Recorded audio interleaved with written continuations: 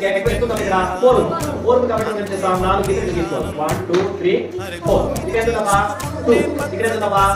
1 2 3 4 ఎంత మల్టిప్లై చేస్తాం మనం రెండుతో మల్టిప్లై చేస్తాం కాబట్టి రెండు అడ్డగిద్దలు తీసుకోవాలి రెండు అడ్డగిద్దలు తీసుకోవాలి రెండు అడ్డగిద్దలు తీసుకోవాలి ఎన్ని సార్లు చూద్దాం కలిపితే ఇక్కడ 1 2 చెప్పండి 3 4 5 6 7 8 1 2 3 4 1 2